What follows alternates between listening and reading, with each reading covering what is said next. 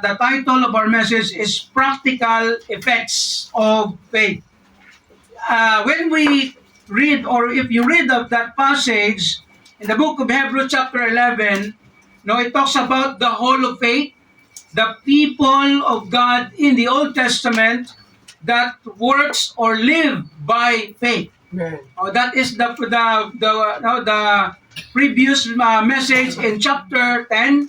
The righteous or the just shall live by faith. Na ito yung mga tao na talagang naniniwala sa Panginoon, na ikaw ay mamumuhay sa pananampalataya. That genuine faith that God says in His Word, it's a living faith. Buhay yan na pananampalataya. Yan ay pananampalataya na nagkakaroon siya ng effects or action sa buhay po ng isang tao na nanampalataya sa Panginoon. And that's what we are going to ponder in this message. The practical effects of faith. Yan ang title natin. Makikita nyo naman po dyan sa program po natin. When we say practical, in other words, it is visible, doable, that's another word. Ibig sabihin, magagawa natin. There are things in life na hindi natin magagawa. Mga bagay na beyond our control. May mga circumstance na wala ka nang magagawa. That is the work of God. But there are many things in our life that we need to do something. Right. Na tayo ang gagawa. Right. Kasi ang Diyos natin, makapangyarihan siya, yes, nothing is impossible with Him, and God can do anything for us. But there are many times, or most of the time, sa buhay po natin, God wants us to do our part. Our role, as a Christian, or whatever role that you have in life. So, we can see in this passage, the whole of faith, the people that God used in the history, and hindi man natin sinasabi na ang mga tao na ito perfect, because they are also sinner. They still have failures in life, but the Bible highlights them as one of the examples, or the examples of the genuine faith na binibigay o na binigay na ng Panginoon sa atin, sa kanila and sa atin. And that's what we're going to ponder this morning. There's some practical applications that we can see in the life of these characters. Marami po to sila, but we will consider only 3. And that's why in verses 4 to 7, there are 3 major characters in the Bible that mentioned here by the author, so that we can consider and see that what really the effects of the genuine faith na meron tayo. Or ang isang tao na meron siyang totoo na pananampalataya sa Diyos. Kasi ang pananampalataya, minsan na abuse, na overuse, na misuse. Right. Puro use.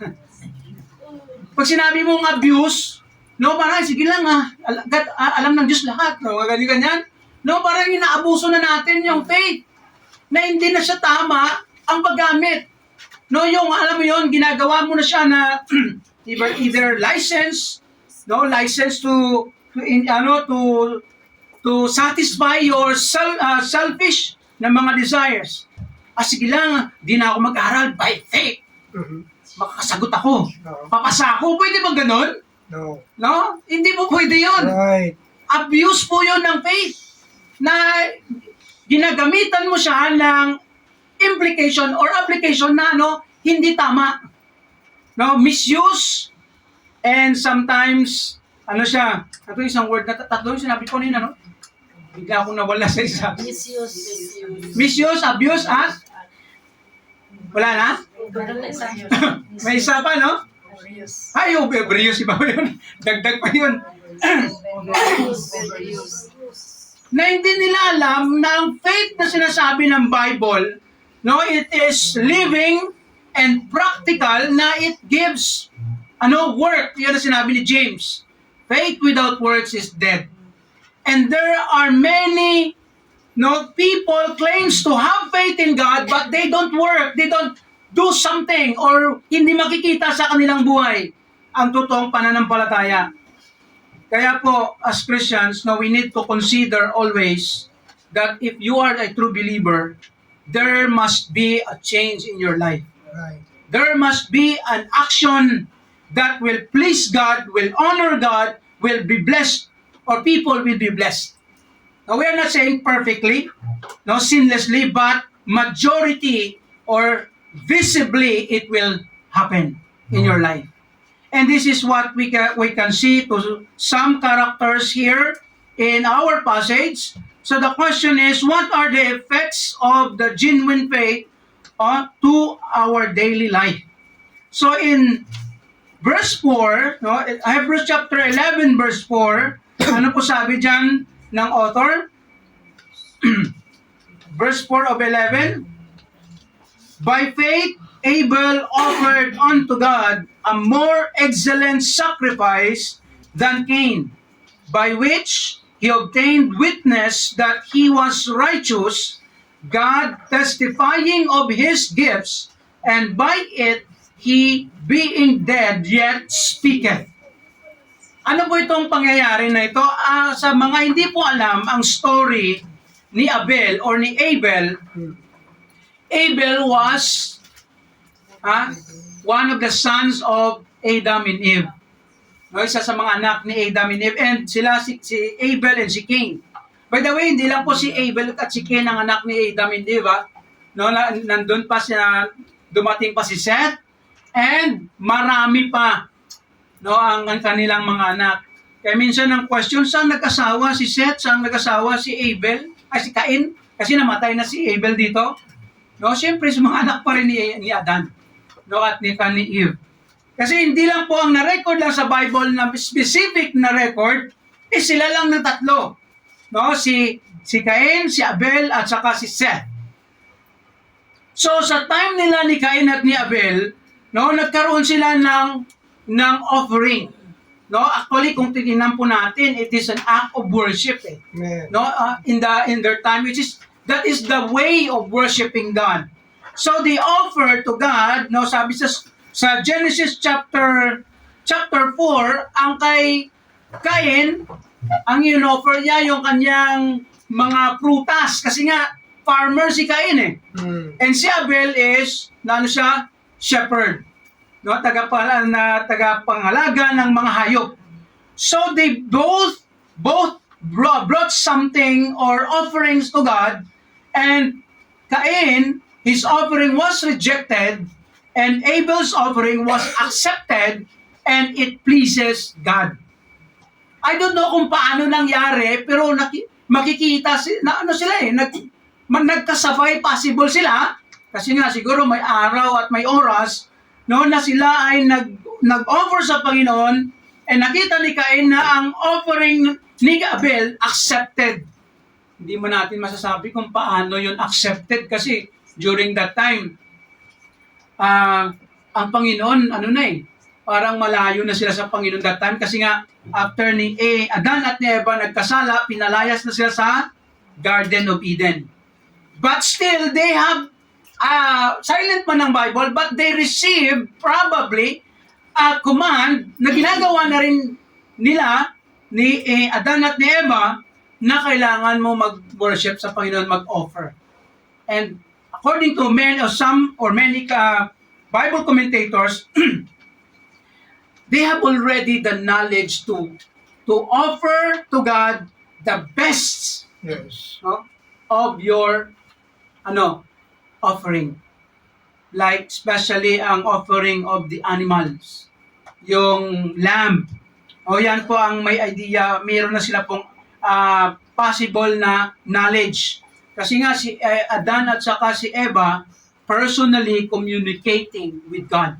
Amen. bago sila nagkasala. They have this understanding and knowledge of who God is bago sila nagkasala at napalaya sa Garden of Eden. So what happened was, nung nakita ni Cain, according to Genesis chapter 4, nagkaroon siya ng envy. Nagkaroon siya ng envy sa kanyang puso. Tapos doon siya nag-start ng ng galit at nagplano na patayin niya si Abel. Anong ginawa niya? Nilinlang niya si Abel. Ay, punta tayo doon. Tapos nung nandun na sa isang lugar, according to the Bible, pinalo niya sa ulo either bato or something like bato, pinalo sa ulo si Abel, and then Abel died. But the Bible says, when he died, according to this verse, even he is dead, according to that, yet his blood speaketh. Ibig sabihin, may nagka-cry out ng kanyang blood. And then God, confronted Cain. But it's a really little bit long story. But ano po ang daan natin mali-learn from Abel here? That because of his faith, according to this passage, in this verse, by faith, Abel offered unto God a more excellent offering. In other words, because of his faith, ang kanyang ginawa, he offered his best worship to God. He gave his best worship to God. Nandyan sa first natin na point. In other words, if you have a genuine faith, you give your best worship to God. Amen. Talagang pag nagsamba tayo, you need to sing well, even though, tawag yun, yung di ka asintunado. Kahit sintunado ka, kumakanta ka pa rin. Right. Amen. Di ba? Bahala na kung sabihin nila sa akin. Basta, ang problema lang bang hindi mo alam ang lyrics, wala kang hymnal. Mga ganyan-ganyan ka na lang. Kasi walang hymnal eh. Minsan kulang yung hymnals. So, pero you can still worship the Lord while listening from others who sing. Ang problema lang, nakikinig ka na nga, sintonado pa ang leader. Nasisira ang tawag dito, yung essence of worship or ang concentration. That's why that's the problem sometimes. But it cannot hinder you to worship God, to give your best to worship God. And to worship God, actually, hindi po yan na may makukuha ka. Take note of this. Worshiping God, it doesn't mean that you can get something from God. Kasi yun ang mali minsan ng mga concept ng mga ibang tao. Simba-simba ka, ano makukuha mo dyan? Di ba mga ganun minsan yung mga ibang tao? Di ba? Wala ka naman makukuha dyan, simba-simba ka pa. Ang pagsasimba, hindi yan makukuha. Ang pagsasimba is ano ang mabibigay mo. Right. Amen. That's worship. What can you give to God? And that's the essence of worship. Kaya dito, sa kanila sa kay Abel, because of his faith, according to Hebrews, he gave his best worship to God. Anong ginawa po niya? Number 1, ang word dyan, more excellent offering. Kaya in letter, under that number 1, you give your best offering to God. Nagbibigay ka ng pinaka-best mo na offering, yan ang ginawa ni Abel. He offered unto God a more excellent sacrifice than Cain. Amen. Kinumpara, kinontrast ang kanilang ginawa sa harap ng Diyos. May mga commentator nagsasabi kasi si Cain ang kanyang binigay ay prutas lang, si Abel ay animals, sacrifice, which is yun ang pinaka hinahanap ng Panginoon. There are also commentators that says, who knows? Baka yung binigay din ni Abel, best din na fruits, pwedeng ganon. Pero sabi naman ng ibang commentator, siguro dahil din sa hindi tinanggap, dahil ang binigay niya, fruits nga, pero hindi naman the best. Tama ba? Yes. No, kasi ang puso niya hindi talaga nag-i-aim ng best para sa Diyos. And that might be also the reason why God did not accept his offering. Kasi magkaiba ang kanilang profession, no? Farmer and shepherd. So, but the point here is Abel was honored by God because of his best offering before God. No, he aims to give the best, more excellent. That's the description in this passage. No, the more excellent offering to God. Kaya alam niyo po, isa din ito sa mga makikita natin. Minsan ina-advise din sa mga Christians, no, when you go to worship the Lord, no, be presentable. Yes. No, kailangan mag-wear ka talaga ng magaganda, you wear your best, no? Mga ganyan yung mga advice ng mga ibang mga pastors, mga leaders, ibang churches. No, meron namang ibang advice na, no? Ano na tama? Be who you are. May mga yan eh. Come as you are. No, may mga ganon din na advice na minsan na nakikriticize yan. No, kasi kung anong gusto mo na suotin, bahala ka na. No, sige, basta lapit ka lang. No, kahit hindi siya maganda tingnan. Mga ganyan. So, sometimes it is true. No, that's why as we worship the Lord, no, we need to give our best, wear our best, and do our best. Are we doing our best in doing or worshiping the Lord, especially every Sunday when we gather? Sige lang, yan na lang, okay na yan. Minsan ganon yung ating mga mindset. Especially pag mga nalagay ka sa alanganin, wala, sige na, yan lang. No, may mga ganon. Sometimes acceptable po yun. But it's, ang bumabawi doon sa performance. No, kahit hindi ka magaling sa, maybe sa suot mo, something, pero the way you render it to the Lord, no, your heart is pure. No, you have this best desire to worship and honor God, to give to God. No, that thing, whatever, it is acceptable before God. Because in God, what matters most is the heart. Kahit sintonado ka, pero kumakanta ka ng buong puso, no, sa Panginoon, it is the best. And in your offering especially, you need to give your best. What is your best that you can give to God? That is the question that we need to ask in ourselves, especially if we are a Christian. And secondly, there not only you give your best offerings, but you give your best obedience. Obedience means you follow God what He requires you. And I will go to the interpretation or comments that Abel, no, they were instructed to do this, or what offering that they need to give to God. In other words, binigyan po sila ng instruction ng Diyos, no, through Adam and Eve, kung ano dapat na ibigay sa Panginoon.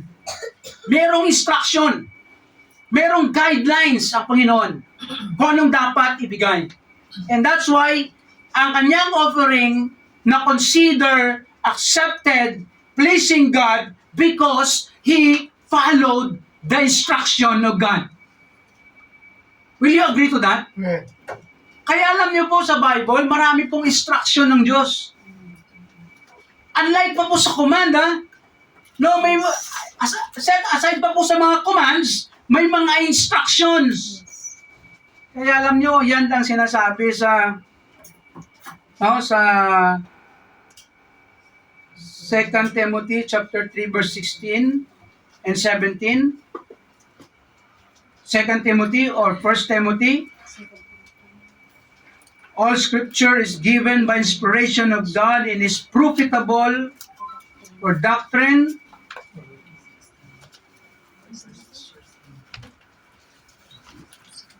Let me see that passage. Sorry, I'm Hebrews. The previous book. Wala kasi yung PowerPoint ngayon eh. No, point, ano lang tayo, power. No, at may point din. No, magkaiba, magka-separate lang. Okay, so, First Timothy, 2 Timothy, 3:16. No, 2 Timothy 3:16. I think ma-memorize na po to ng iba. No, all scripture is given by inspiration of God. Memorize ko kasi to sa ibang version. And is profitable for doctrine, for reproof, for correction, for instruction in righteousness. Marami pa may instruction, may mga guidelines sa Panginoon sa atin. That's why when we do something for God, we need to follow the guidelines. When we give to God, we need to follow the guidelines. No, wag tayo kung ano gusto ko, ganito lang. Hindi ganoon. Follow the guidelines of God.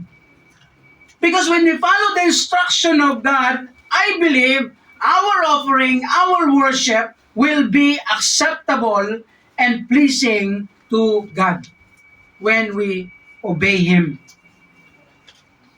Here's our note from that point.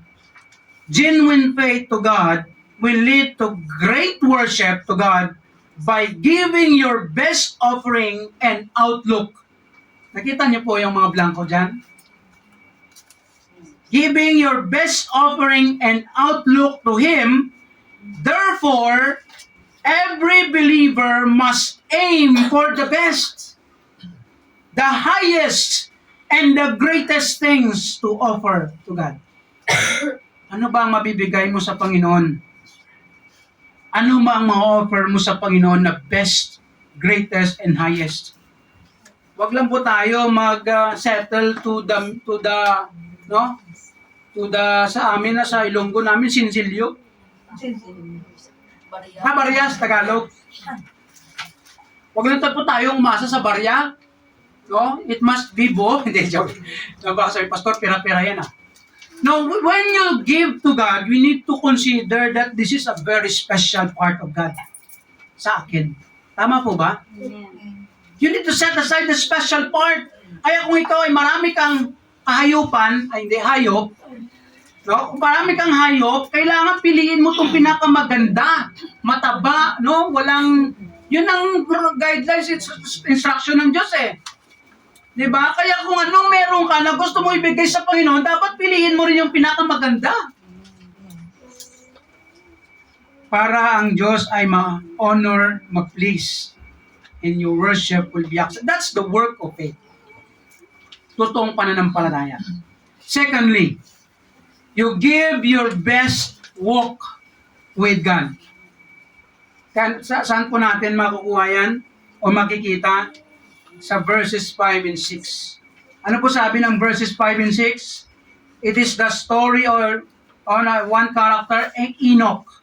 Sabi daw, by faith, Enoch was translated that he should not see death and was not found because God had translated him, for before his translation, he had his testimony that he pleased God. By faith. Take note of that. Lagi po ito sa pananampalataya, no, si Enoch, ano sabi na translate. Parang hindi yung Google Translate, ha? Ibig sabihin, no, dinala sa langit, sa heaven.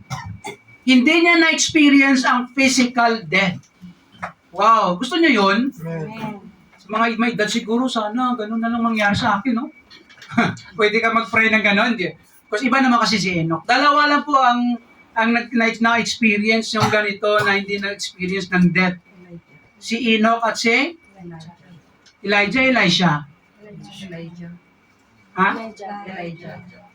Elijah? Yes. Iba pa si Elijah, no? Mabuti naman.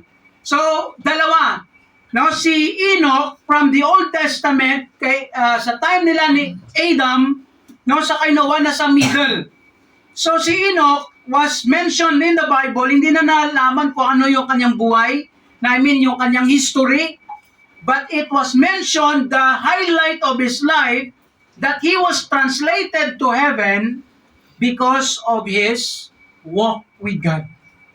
Kaya po makikita po natin sa ibang passage dyan,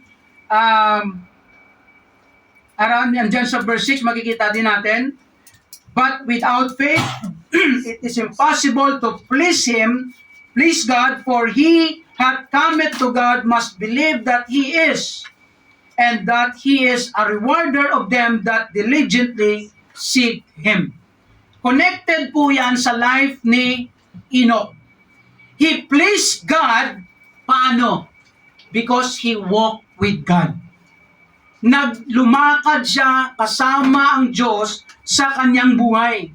In Genesis chapter 5, 22 and 24, makikita po natin yan yung description. Tingnan po nga natin yung verse na yan. Genesis chapter 5. Balik po tayo kasi Old Testament saints or Old Testament men of God po ito. Genesis chapter 5 verses 22 and 24. Ano sabi dyan? And Enoch walked with God after he begot Methuselah 300 years and begot sons and daughters. Enoch walked with God. Ang actually other understanding na walk with God, yun na yung translated na lumakad siya sa Panginoon hanggang sa langit. Yun ang ibang mga translation. But in 24, tingnan po natin. Sabi sa verse 24, and Enoch walked with God, and he was not, for God took him. Dalawang beses na mention yung walk with God.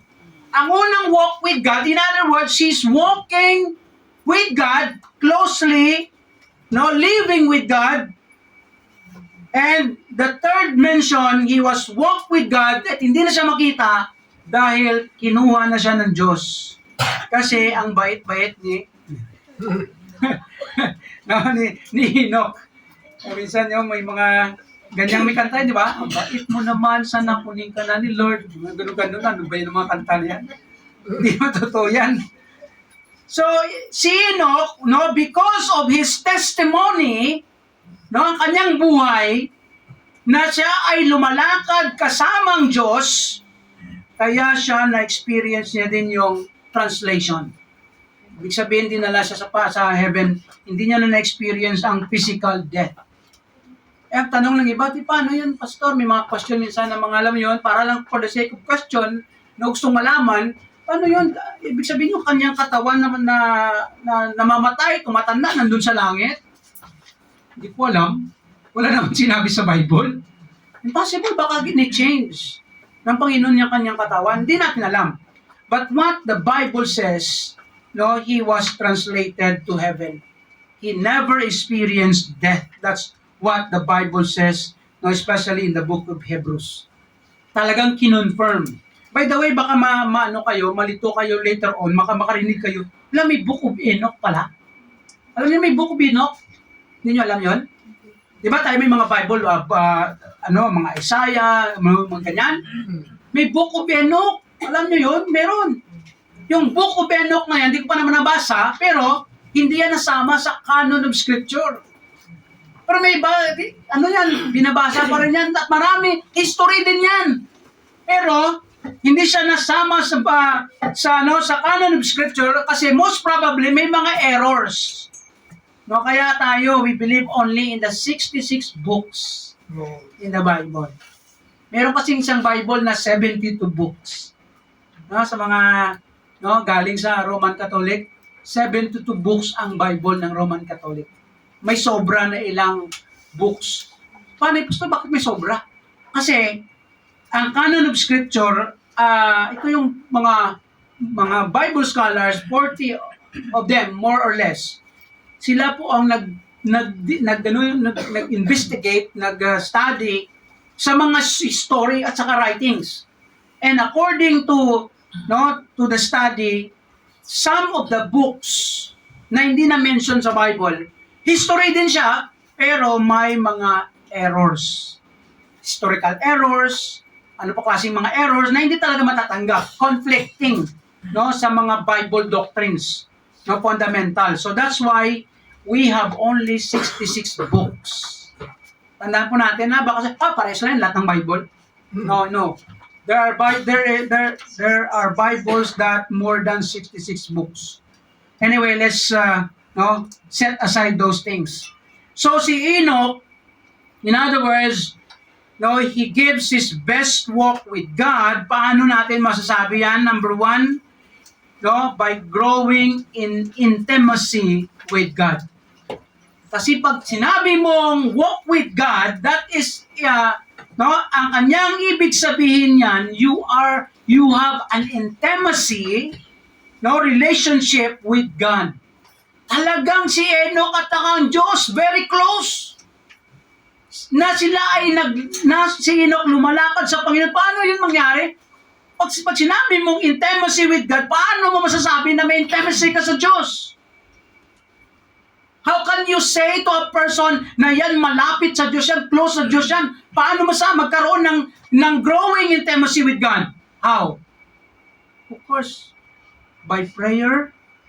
You spend time in God in prayer. You spend time in God or in His Word. Na ikaw ay nakikipag-usap sa Panginoon by prayer and by reading or meditating His Word. Pastor, si Enoch, wala pa namang Bible that time.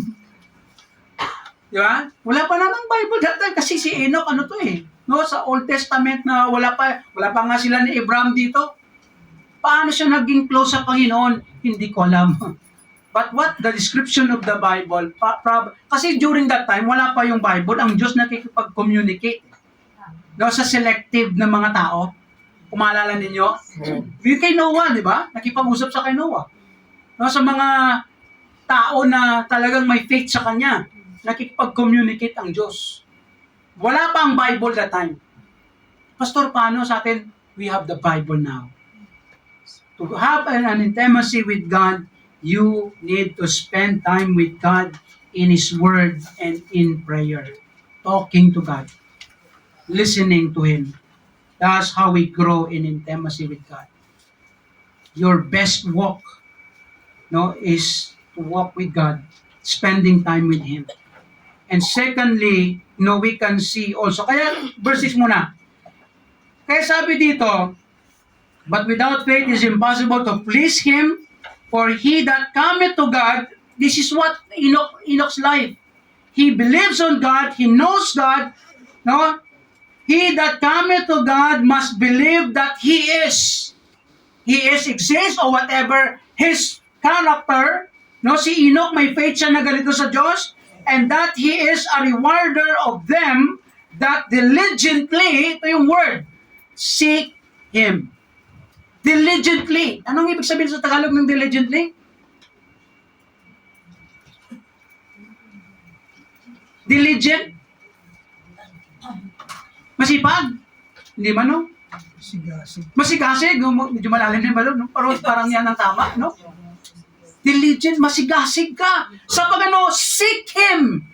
No, na hinahanap mo ang Diyos. No, nakikipag-meet up ka sa Diyos. No, nagsiset up ka. Nagdi-date kayo ni Lord. Sino ba sa atin nagdi-date kay Lord lagi? Ha?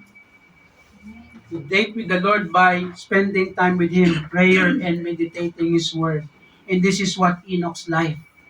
And he had this testimony that he was intimate with God. And finally, secondly there, growing in integrity with men.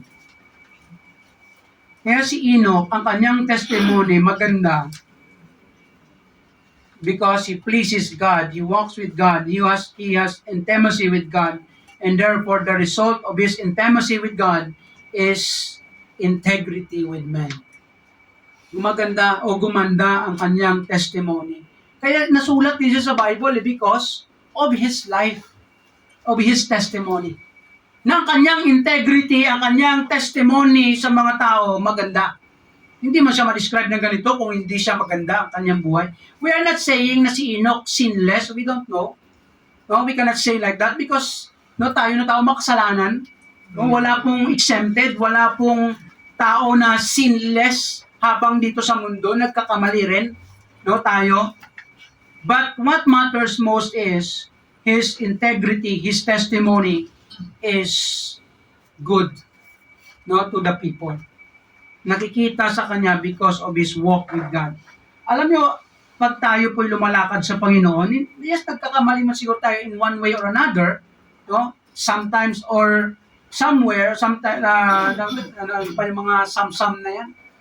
But, no, you make reconciliation, you make, no, changes, because God is with you and He helps you or He will help you, no, to be restored especially. That's how faith does. Yan ang ginagawa ng totoong faith sa atin. Kaya po ang totoong nagsasabi, Christian ako, no, talang you believe in Jesus, but mula noon hanggang ngayon, no, ikaw pa rin. No, parang hindi ka nagbabago. Ano ba yan? Christian ba yan? Parang walang improvement sa buhay. No, that is not the real faith.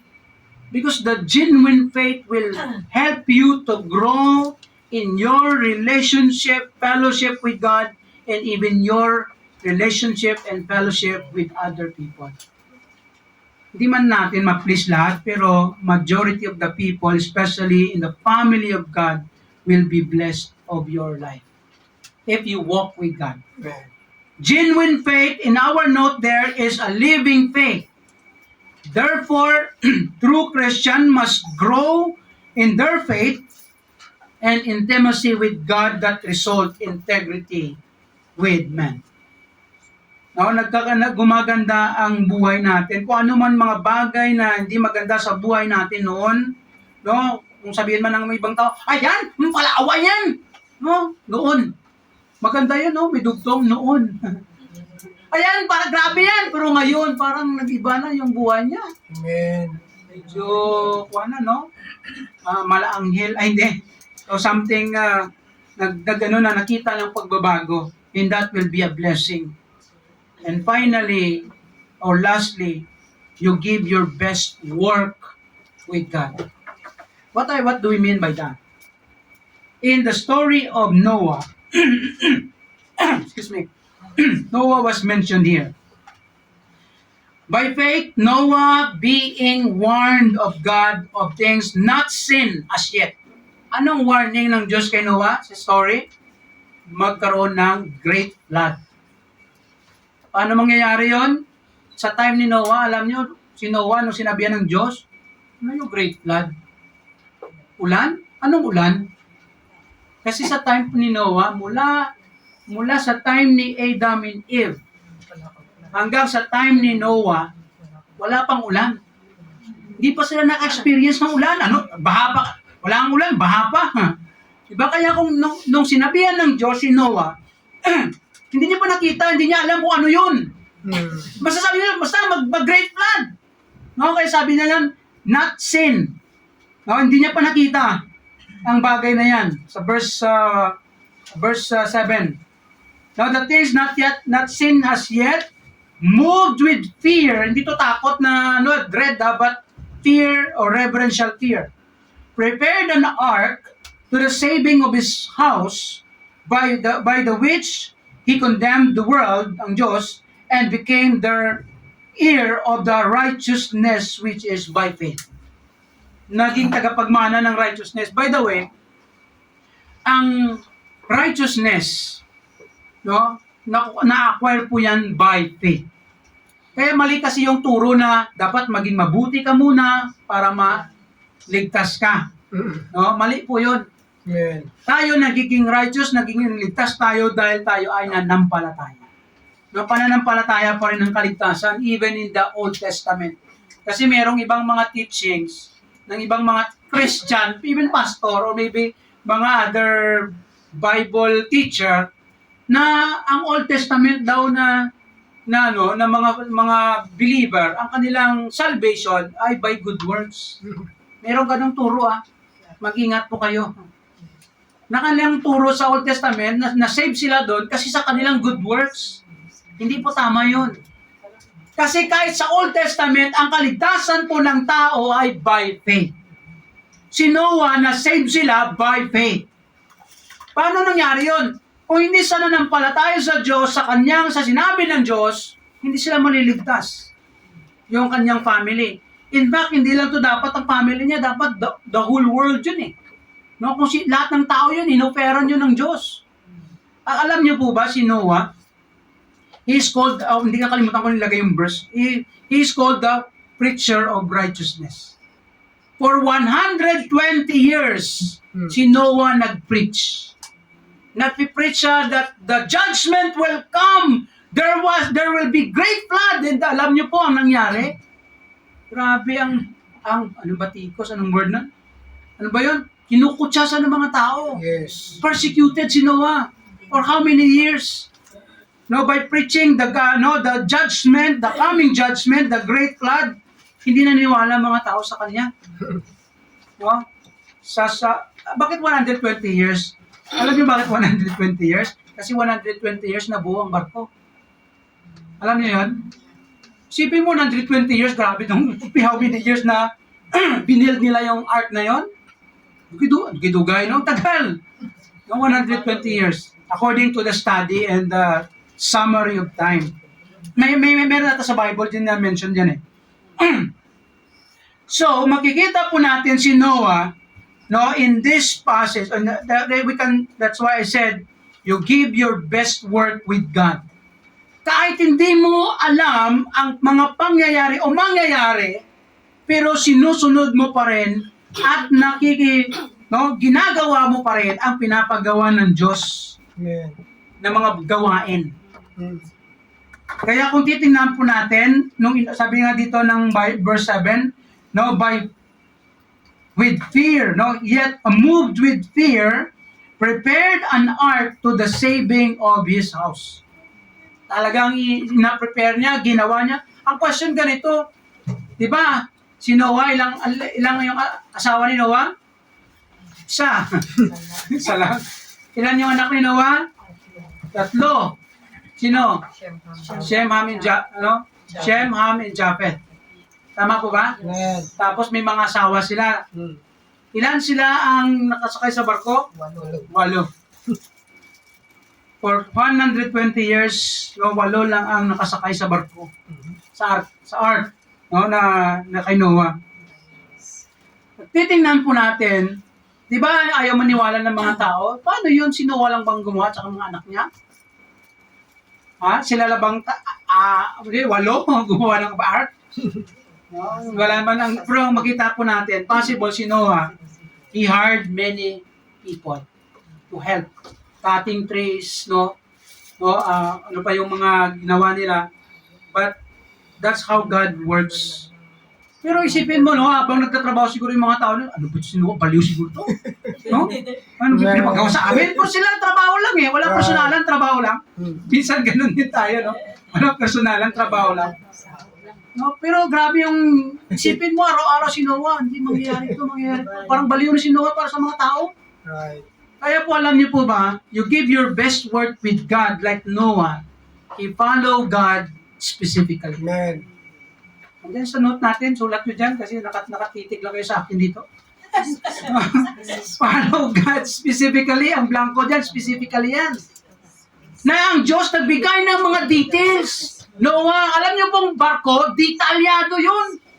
According sa mga, later on na lang ng mga studies of the, yung mga ship, talagang kinopya nila ang measurement ng mga cruise ship, kasi ng mga ship ngayon, doon sa detail na binigay ng Diyos. Ang taas, ang lawak, ang haba. Kaya yun ang pattern ng mga gumagawa din ng barko. Kasi ang Diyos, siyempre, wisdom from God, ang Diyos kasi, siyempre, alam niya lahat. So, yun na, doon kumuha din ang mga gumagawa ng barko later on sa pattern na binigay ng Diyos that sa detail, anong taas, anong lawak, may specific detail. And sinunod yan ni Noah lahat. Perfectly, specifically, obeying God. He follow God. Kahit alam niya, ano ba itong pinapagawa ng Diyos? Hindi. Alam niya, by faith, mangyayari to. And then, secondly, follow God sacrificially. Grabing sakripisyo ni Noah dito. for how many years, no? No, according to the Bible, he was persecuted, he was ridiculed by people. Nagbuang ka na, ano pang klaseng ginagawa mo dyan, anong sinasabi mo na great flood? Even at the last moment, natapos na yung flood, sige na, pasok na kayo! Siguro pag ikaw si Noah, siguro bahala kayo sa buhay nyo. Minsan ganun tayo, no? Si Noah hindi eh. No? Kaya siya is the preacher of righteousness. Na talagang, even at the last moment, binigyan ng chance. Pero siyempre, mga tao ayaw maniwala na totoo pa lang sinasabi ng Diyos. Amen. Alam niyo po, ang story of Noah is also a type or anti-type. Type of Christ. Right. Kaya alam niyo, ang story of Noah, the ark, ginamit din yan na sa kay Jesus. That si Jesus is the door. Siya yung pinto na dapat pumasok ka dun eh. Kaya yung mga tao, kung sila ay naniwala lang kay Noah, din pumasok sila sa ark, ligtas sila. Dahil hindi sila naniwala kasi akala mangyayari yan, hindi mangyayari yan. Pero na nagsarado na yung pinto, di dumating na yung ulan, at nag-sieve. Alam niyo kung saan ang galing yung tubig? Sa taas at saka sa baba. Nasabi sa Bible, God opened the floodgates of heaven and under the earth. Kaya doon lumabas ang mga tubig. Kaya alam niyo po ang mapa natin, the globe. Kung titingnan niyo, bitak-bitak. According to some scientists or mga Christian scientists or nag-study, probably nangyari itong bitak-bitak ng mapa na ito dahil sa Great Flood. Doon bitak-bitak yung lupa, lumabas doon yung tubig, kaya nagkaroon na ng kasi paggawa ng Diyos ng creation, ng sea at saka yung land, earth, isa lang yun. Kalahati yung hinati yung tubig at saka lupa. Parang isang buo, pero nung time ng flood, nabiyak. Kaya yung mapa natin parang puzzle, kasi yun ang possible na nangyari. But what matters most is, si Noah, because of his faith, he gave his best work with God. Amen. Talagang ginawa niya ang lahat para sa sa mga bagay na pinapagawa ng Diyos, especially to save people. Wow, that's also a hint or a guidelines of witnessing or soul winning. Amen. Preach ka lang, hayaan mo ng tao, basta sinagsabi ka, ito yung kaligtasan, kung hindi ka maniniwala, bahala ka sa buhay mo. Hindi, tapos ka. Kung hindi ka maniwala, problema mo yun. Alam niyo, marami ding tao later on na they will regret. Yes. They will regret. Sayang, di ako niniwala sa gospel. Paano? Nasa huli yung pagsisisi. Tama? Totoo yun, no? Meron bang nasa unang pagsisisi? Magsisi muna ako? Di ba? Wala naman siguro, no? Sa huli yung pagsisisi. Kaya here's the question. Muna tayo? Note muna tayo. True faith in God means you trust everything to God. Lagyan niyo po ng to kasi wala dyan. To God said. And follow it to the smallest detail of your life. Therefore, no matter how hard our situation or circumstance, let us consider to follow God in specific things He wants us to do in life. Sundin lang natin ang Panginoon, hindi po tayo mawawala. Sundin lang natin kung anong pinapagawa ng Diyos. Kahit alam natin, parang hindi ko alam kung anong resulta, anong mangyayari. Just follow God's detail. Like Noah. And you will experience the result later on. Si Noah, na-experience niya yung result later on for 120 years. Na grabe ang kanyang sakripisyo na anumang mga nangyayari, sinasabi ng tao, pero he kept following God until he experienced the true salvation of his family. Ang question ko kanina dapat, how about us? Sigurado na ba tayo na nasa Noah's Ark na tayo? Are we sure that we are already 100% sure na saved tayo? Amen. Pumasok na ba tayo sa door which is Jesus Christ? Yes. Kaya alam niyo si Jesus Christ, isa sa mga claim niya sa John, Mm. I am the door of life. Yes. 7 I ams of Jesus. I am the door of life. He who enters will be saved. Pag ikaw ay pumasok kay Jesus, paano yun, Pastor? By faith. Amen. Lumapit ka sa Panginoon, magsisi ka ng kasalanan mo, tanggapin mo siya na iyong Panginoon at tagapagligtas, na sumasampalataya ka na siya lang ang makapagligtas sa iyo. That's the way you get in. No, you enter to Him as a door. And then when you enter, you are sure of your salvation. Ang kay Noah, physical lang yun na picture, image, na ganun din mangyari. But sa atin, spiritual and real. Later on, no, we will see it. And that's why as Christians, no, we need, no, to walk with God or work with God as well, no, if you really believe in God. And He is the rewarder of those who seek Him. According to Enoch kanina. Tandaan po natin, our faith is living and active. And if we walk or work with it, no, it will have a great effect in our life. Do you want to have a great change and great, no, things will happen in your life? Walk with God. Walk in faith. Walk by faith. May God bless us. Let us pray.